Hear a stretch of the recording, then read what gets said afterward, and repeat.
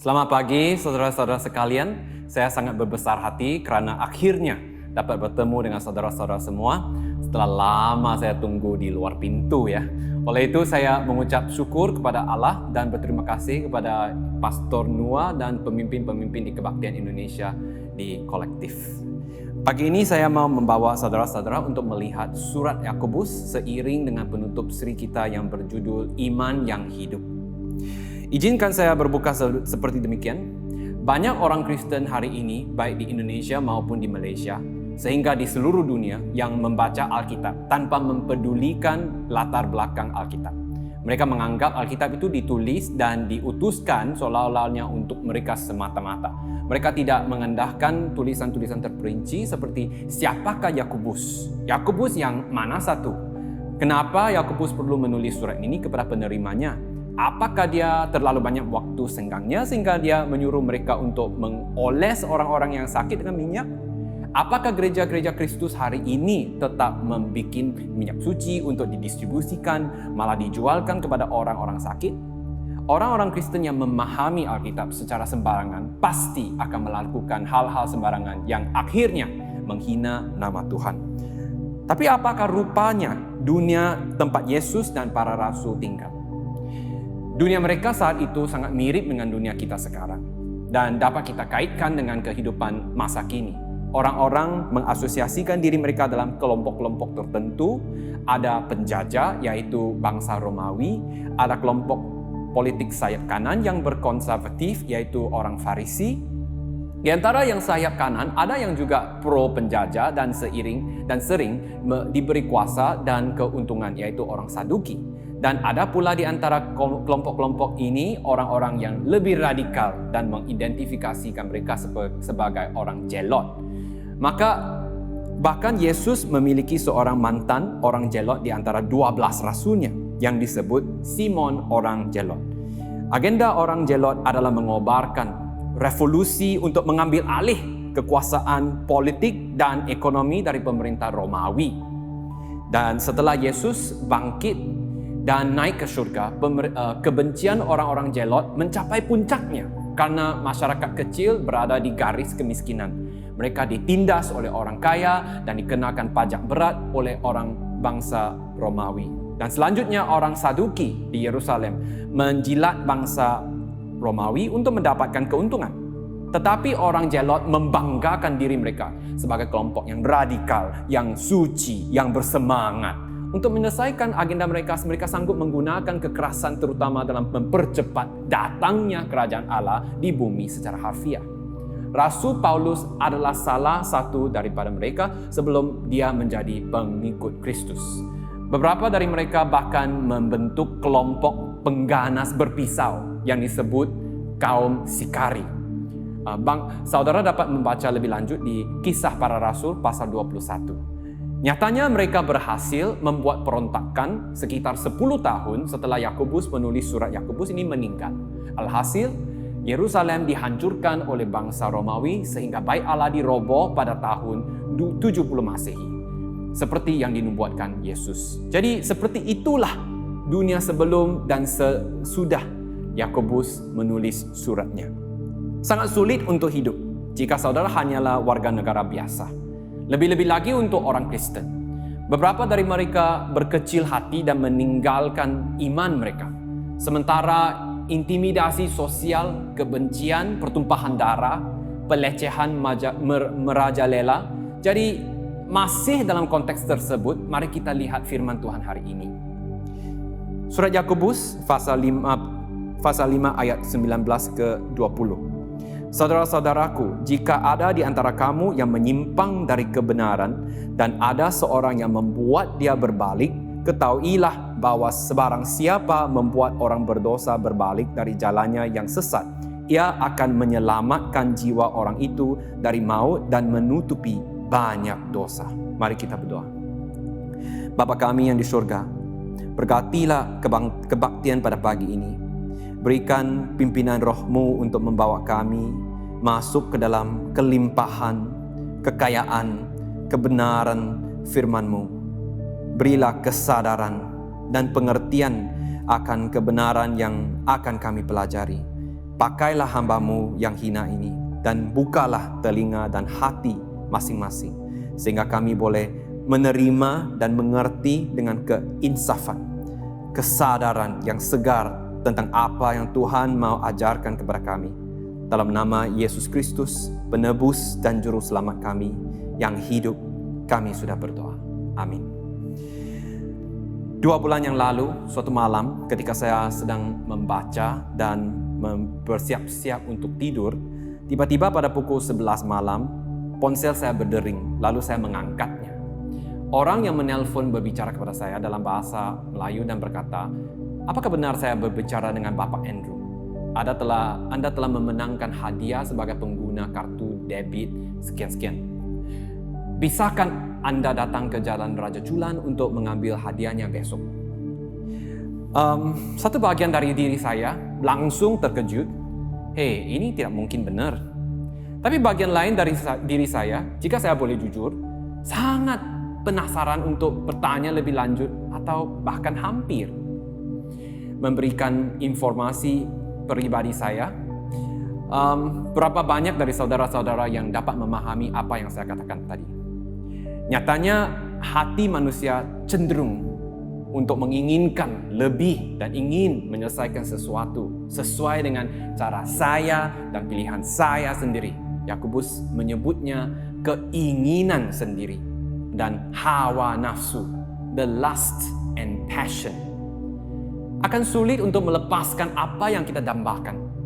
Begitu ego kita membengkak karena merasa begitu dekat untuk memiliki hal yang didambakan tersebut. Oleh karena itu, kita ingin melakukan semua yang kita bisa untuk mendapatkan hal yang kita dambakan. Tidak peduli, bahkan jika hal tersebut hanya berupa khayalan.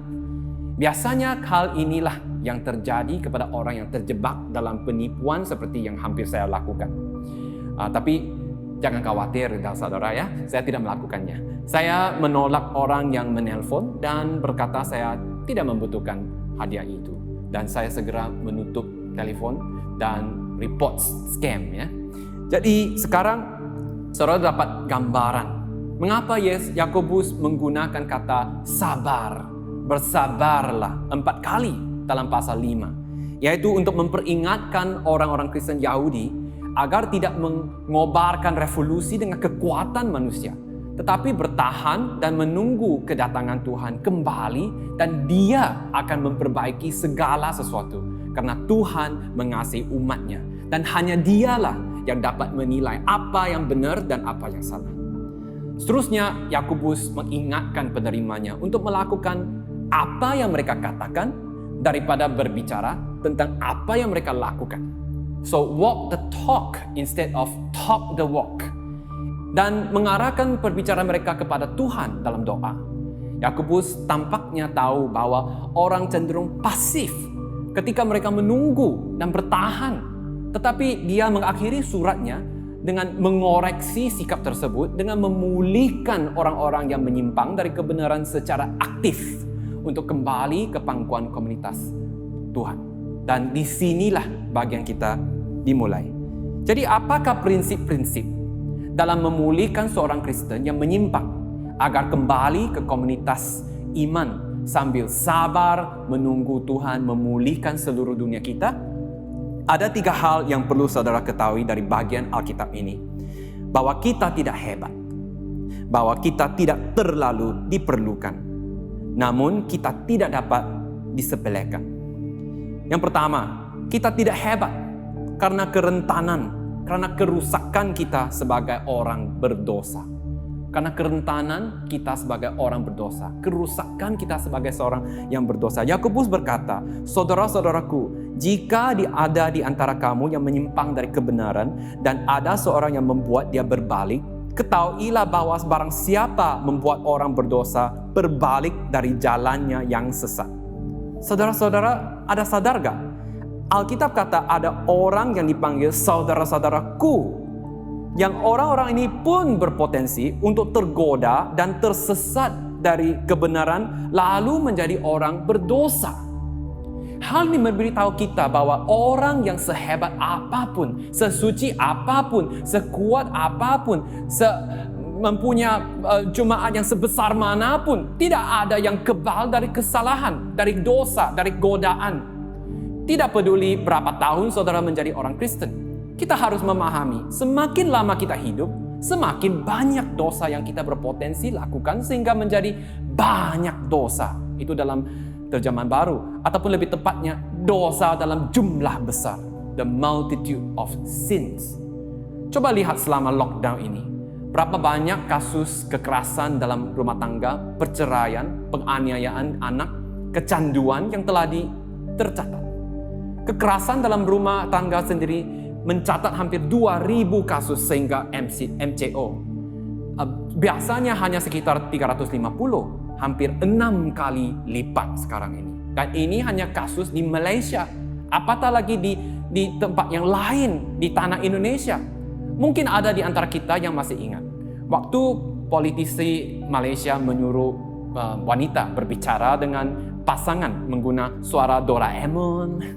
Sejak itu banyak TikTok yang telah keluar ya. Tapi saran tersebut tidak berdampak apa-apa. Mengapa orang-orang yang sudah berkeluarga selama bertahun-tahun terus-menerus bertengkar dan bersengketa? Jika kita benar-benar bisa menjadi orang yang baik tanpa Tuhan. Dari manakah datangnya sengketa dan pertengkaran di antara kamu? Bukankah datangnya dari hawa nafsumu yang saling berjuang di dalam tubuhmu? Kata Yakobus. Dan Yesaya berkata, kita sekalian sesat seperti domba.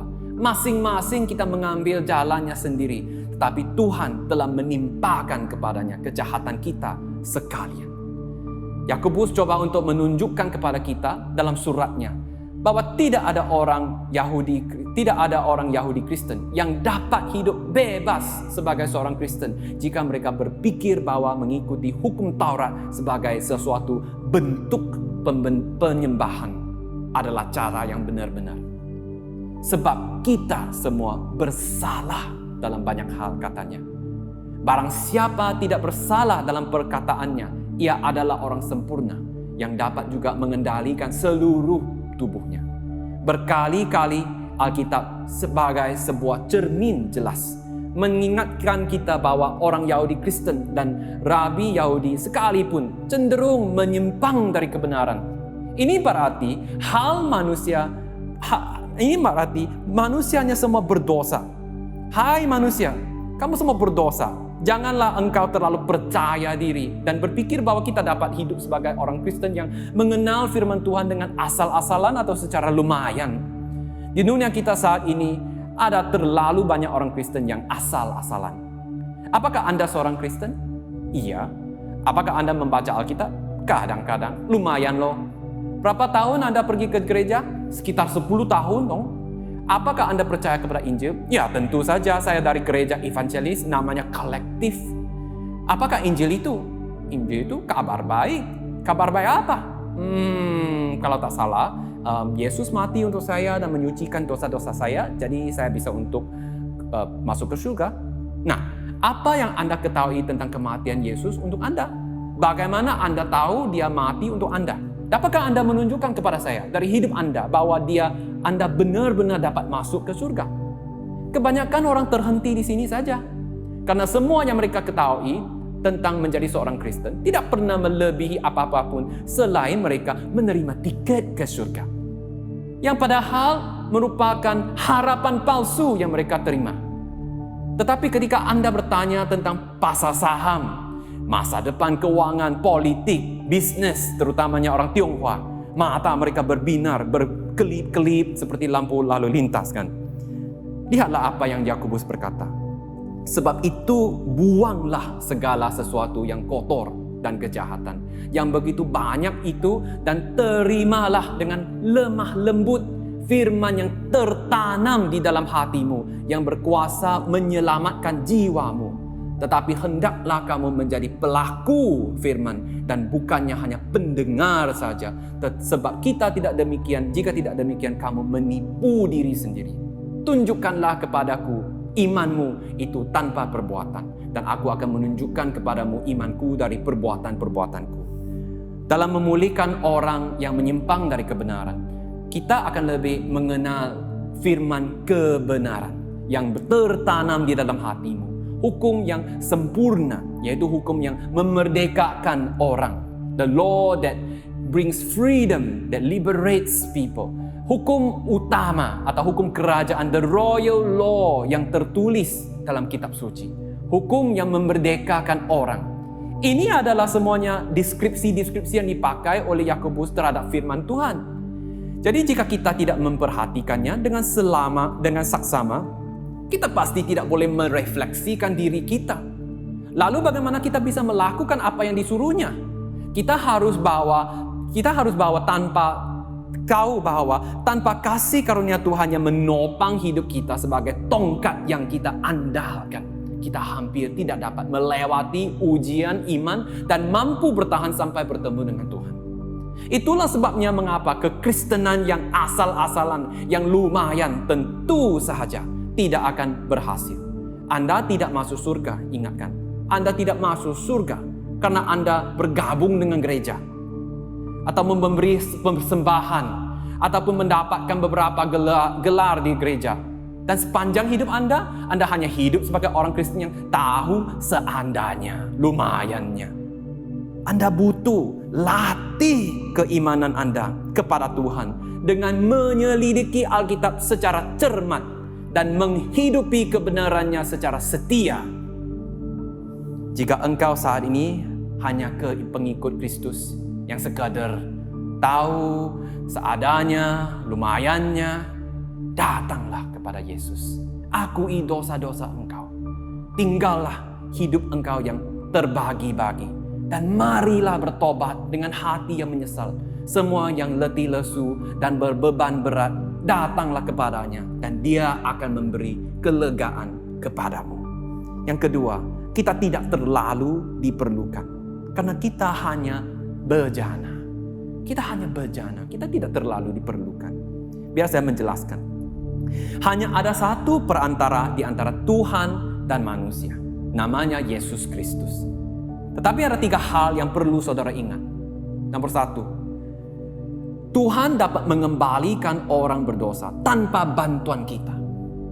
God can turn sinners back without our help. Dia telah melakukannya dengan Abraham. Dia telah melakukannya dengan Paulus. Tidak ada nabi yang menginjil kepada Abraham. Tuhan hanya memanggilnya dan membawanya ke kanan dengan suaranya sendiri. Tidak ada pendeta yang berkhotbah kepada Saulus. Yesus hanya berbicara kepadanya dalam perjalanan ke kota Damaskus. Lalu dia mengenali kebenaran, bahkan mati demi kebenaran. Tuhan adalah pencipta dunia dan dia tidak membutuhkan bantuan atau alat untuk melakukannya. Dengan cara yang sama, dia tidak memerlukan sesiapapun untuk mengembalikan orang-orang yang berpaling dari kebenaran, meskipun dia sering memakai manusia. Itu yang perlu kita ketahui. Yang kedua, ketika Tuhan memakai kita, itu adalah untuk kehormatannya. When God uses us, it is to His honor that we are used. Ketika seorang koki pergi berkemah di alam liar dan tidak ada alat yang tepat untuk memasak, dan setiap alat yang dia temukan sebenarnya tidak membantu, namun dia tetap bisa memasak makanan lezat. Apa yang bisa kita pelajari dari ilustrasi tersebut? Apakah alat-alat itu berhasil memasakkan masakan yang enak? Atau koki yang mampu memasak makanan lezat bahkan dengan peralatan yang paling minim? Dengan cara yang sama, ketika Tuhan memakai kita untuk menjangkau orang yang berpaling dari kebenaran atau orang-orang berdosa, itu bukan karena dia tidak dapat melakukannya tanpa intervensi kita, tetapi itu hanya untuk kemuliaannya sendiri. Oleh karena itu, seringkali Tuhan masih menggunakan manusia sebagai alatnya, sebagai hambanya, firman-Nya, dan bejana atau sarana lain untuk membawa kita kepada juru selamat. Semuanya untuk kemuliaan-Nya. Hal ini mengingatkan kita semua pengkhotbah di sini ataupun di mana-mana juga, bahwa tugas Anda bukanlah untuk mengumpulkan supporter yang mendukung firman Tuhan, tetapi untuk memberitakan firman Tuhan sebagaimana adanya. Dan jangan membebani diri Anda sendiri apakah nantinya orang tersebut itu akan bertobat atau tidak.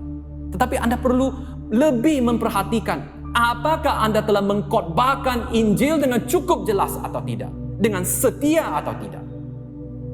Tapi bukan berarti kita seharus malas atau menolak untuk berkembang. Tuhan akan tetap menggunakan anak-anaknya sebagai alat dan Anda harus siap setiap saat. Tetapi mempertobatkan orang dosa dan menyimpang hanyalah tujuan sekunder, hanyalah tujuan kedua dari mengapa kita memberitakan Injil. Tujuan utamanya adalah untuk memuliakan Tuhan, seperti yang dikatakan Charles Spurgeon. Yang ketiga dan yang terakhir, hanya karena Tuhan memakai kita untuk mempertobatkan orang, bukan berarti kita juga sudah bertobat. Saya ulang sekali lagi, hanya karena Tuhan memakai kita untuk mempertobatkan orang, bukan berarti kita juga sudah bertobat. Just because God uses us to turn others back, it doesn't necessarily mean we are converted. Mari resapi kalimat tersebut sebentar. Tuhan dapat menggunakan keledai untuk berbicara dengan Biliam. Tuhan dapat menggunakan gagak yang kotor untuk mengambil makanan untuk Ilya. Tuhan dapat menggunakan raja-raja yang jahat untuk mendisiplin, untuk menghajar umatnya Israel.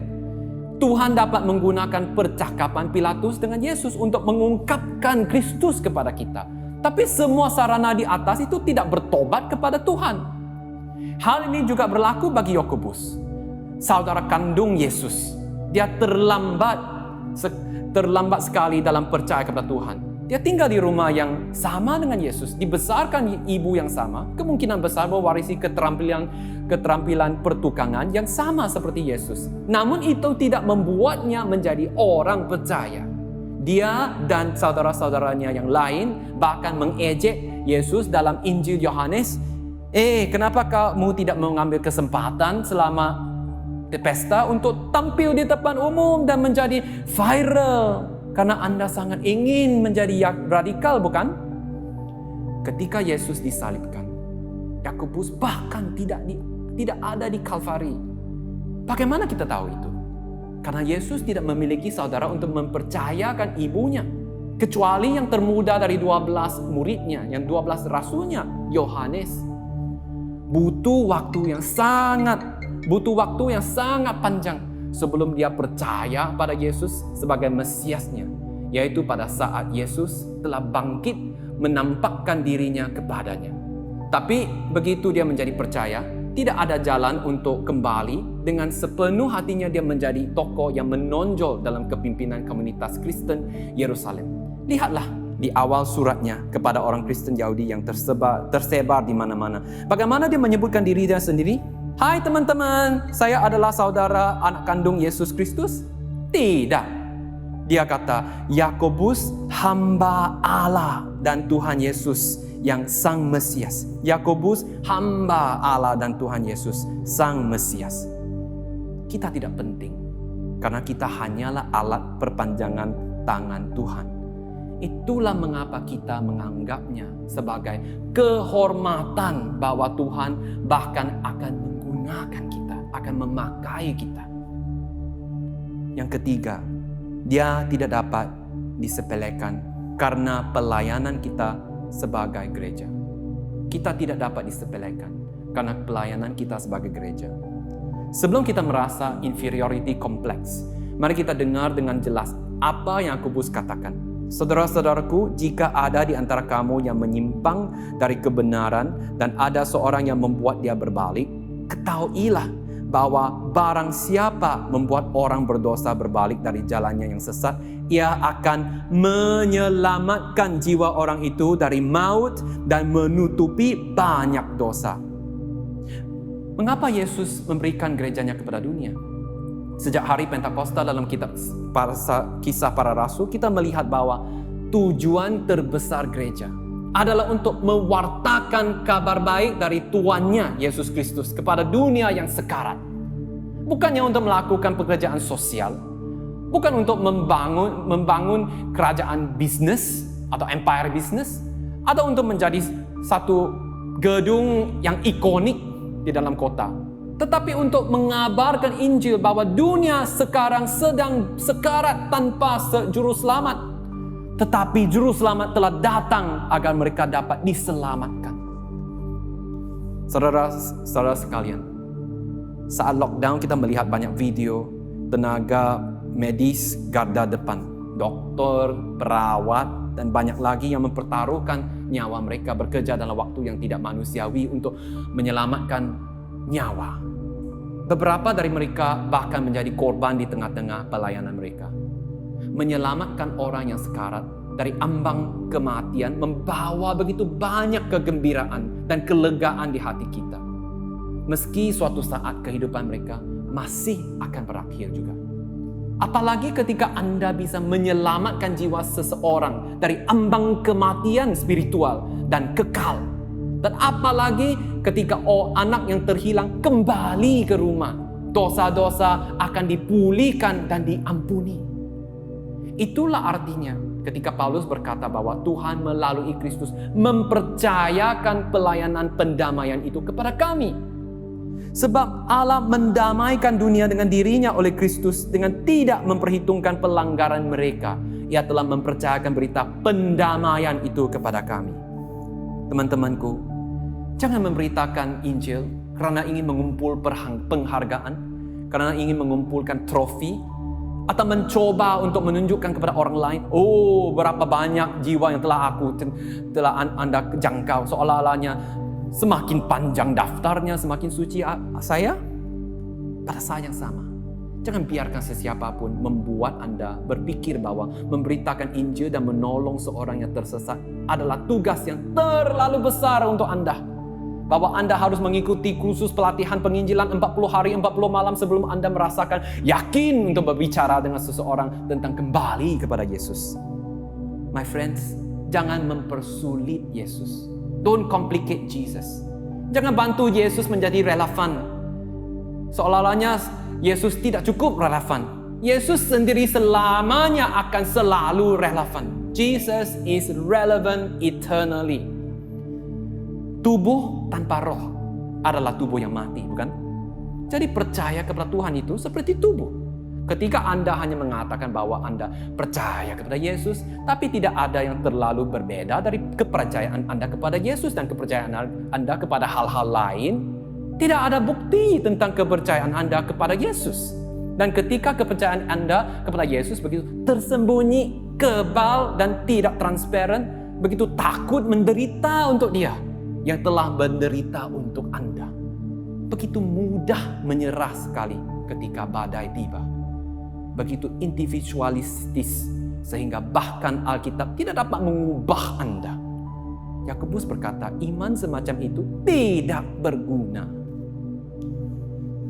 Sekitar 2-3 minggu yang lalu, saya menerima kabar dari seorang anggota lama di gereja kita yang tidak akan saya sebutkan namanya. Pertama-tama, pekerjaannya terkena dampak yang sangat buruk di pandemi.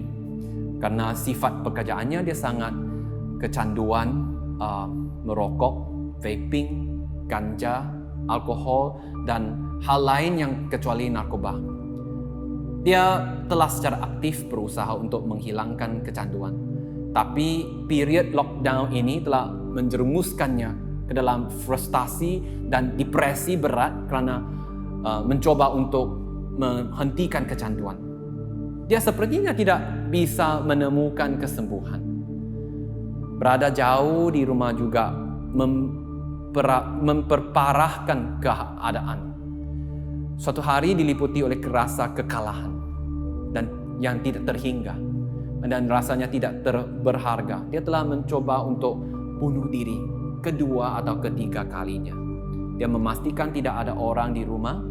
Dia merencanakan semuanya ngerapi untuk gantung diri. Tapi saat dia menjalankan rencananya, talinya putus. Dia sangat kecewa dengan dirinya sendiri. Tidak lama kemudian, dia menerima panggilan telepon dari saya tanpa direncanakan.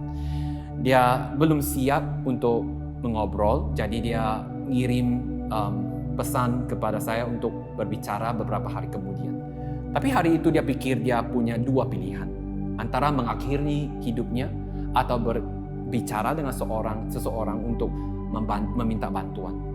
Ketika saya akhirnya mengetahui apa yang telah terjadi, di sebalik semuanya ini, saya hanya tertegun. Itu adalah panggilan yang membangunkan saya sama sekali. Bukan karena saya memiliki talenta nubuatan seperti yang mungkin dipikirkan beberapa orang, tapi saya diliputi pemikiran bahwa dalam beberapa jam itu saya bisa saja kehilangan seorang teman selamanya. Dan ketika saya membaca ayat yang Yakobus tulis ini, ayat ini bergema begitu kuat. Mengapa saya berpikir keras untuk membawa seseorang itu kembali ke jalan kebenaran? Mengapa saya tidak memikirkan seberapa nyaris orang tersebut tidak dapat menghindari kematian? Dan berapa banyak lagi jiwa di luar sana yang bisa kita jangkau. Bukan dengan program pertumbuhan gereja yang cerdas, sangat kreatif, sangat relevan. Tapi disesuaikan hanya dengan ukuran manusia. Untuk mencintai sesamaku seperti diriku sendiri. Seperti yang dikatakan Yakobus, hukum yang terutama, hukum yang kerajaan, royal law. Mengapa kita membuat agama Kristen begitu canggih?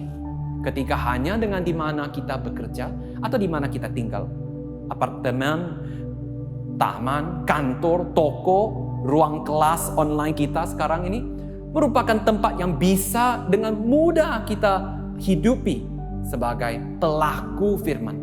Dan kemudian kita dapat dipakai oleh Tuhan untuk membawa seseorang kembali ke Yesus. Inilah yang dimaksud dengan penginjilan. Inilah yang dimaksud dengan mengasihi sesama. Apakah Anda siap untuk membawa kembali orang-orang yang berpaling dari kebenaran? Walk me safely home. Walk me home safely. Apakah Anda siap berbicara dengan seseorang tentang Injil dan membawa mereka kembali ke kebenaran?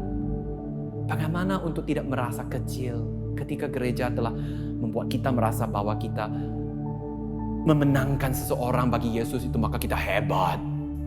Atau bagaimana kita menemukan motivasi untuk membawa kembali seseorang kepada Yesus? Atau mungkin Anda adalah seseorang yang perlu kembali ke jalan kebenaran hari ini.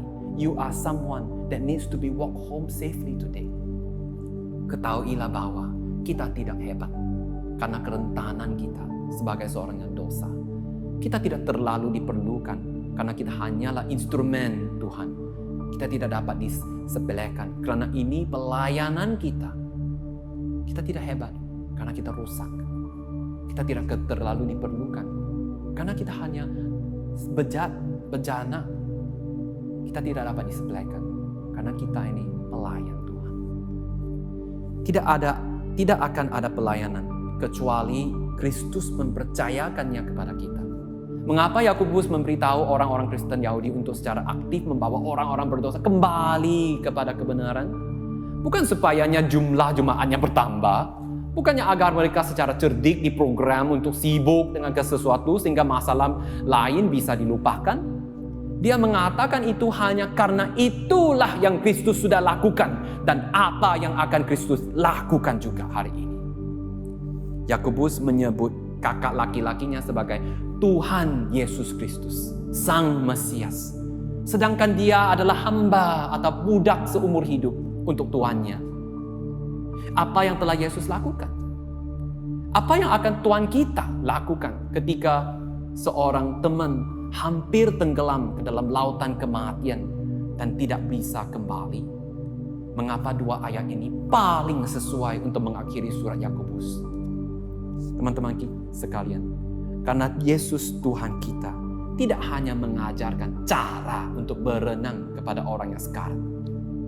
Dia mengulurkan tangannya dan menyelamatkan orang berdosa dari kematian kekal dengan menggantikan posisi kematian untuk dirinya sendiri tepat di kayu salib. Hari ini, akankah Anda membiarkan Yesus membawa Anda pulang dengan selamat? Kembali dengan selamat. Apakah Anda juga akan mengantarkan seseorang pulang dengan selamat kepada Yesus? Yesus berkata, bagaimana pendapatmu? Jika seorang mempunyai 100 ekor domba dan seekor di antaranya sesat, tidakkah ia akan meninggalkan yang 99 ekor di pergunungan dan pergi mencari yang sesat itu? Sebab anak manusia datang untuk mencari dan menyelamatkan yang hilang.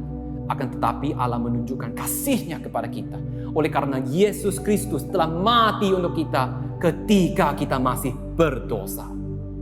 Kita telah dianugerahi kasih karunia. Dengan kasih karunia yang sama, kita perlu mengasihi orang lain. Teman-teman, ini adalah pelayanan yang dipercayakan Tuhan kepada kita. Dan ini adalah penutup yang paling sempurna, yang paling cocok menurut Yakobus. Oh, to grace, how great a debtor. Daily I'm constrained to be. Let that goodness like a fetter bind my wandering heart to thee. Prone to wander, Lord, I feel it. Prone to leave the God I love. Here's my heart, oh take and seal it. Seal it for thy courts above. Terjemahannya, tiap hari ku berhutang kepada kasih abadi. Rantailah hatiku curang, dengan rahmat tidak terhenti. Ku dipikat pencobaan, meninggalkan kasih-Mu. Inilah hatiku Tuhan, meteraikan bagimu. Mari kita berdoa. Bapa di surga, kami datang berhadap-Mu. Kami akui bahwa kami tidak layak dipakai Engkau karena dosa dan kelemahan kita. Senantiasa kami mengangkat diri kami sebagai seorang yang agung, malah bebas dari kesalahan. Tapi firman-Mu mencerminkan kepada kami isi hati kami yang sebenar. Sememangnya kita tidak hebat, kami tidak diperlukan. Tuhan tidak membutuhkan kami sekalipun. Tetapi karena kasih besar Engkau memilih kami sebelum penciptaan dunia untuk diselamatkan dan ditebus dosa melalui kayu salib. Tuhan Yesus, Putra Allah yang tunggal. Maka kami diterima sebagai anak-anak-Mu Tuhan. Dengan itu kami mengucap syukur, kami bertobat. Ada di antara kami yang mungkin telah jauh berpaling dari kebenaran Tuhan. Kami telah mendirikan kebenaran kami sendiri sebagai kebenaran yang mutlak. Kami telah menyertai kelompok-kelompok yang menganggapkan diri kami sebagai juru selamat orang-orang berdosa. Padahal kami sendiri yang telah lama sesat, telah lama menyimpang, telah lama menjauhi Allah. Kami memohon supaya sinar Roh Kudus menghalusi isi hati kami, mengoreksi sikap hati kami, dan merantai hati kami yang curang untuk kembali ke pangkuan Tuhan. Ampunilah kecurangan kami, bersihkanlah kami, pimpin dan topang jalan kami dengan firman Tuhan, supaya kami tidak lagi menjadi Kristen yang lumayan, yang asalan. Pakailah hamba-Mu dan gereja-Mu Tuhan. Dalam nama Tuhan Yesus, penebus dan juru selamat kami, sudah berdoa. Amin. Kasih karunia Tuhan Yesus Kristus dan kasih Allah dan persekutuan Roh Kudus menyertai kamu semua sekalian. Amin.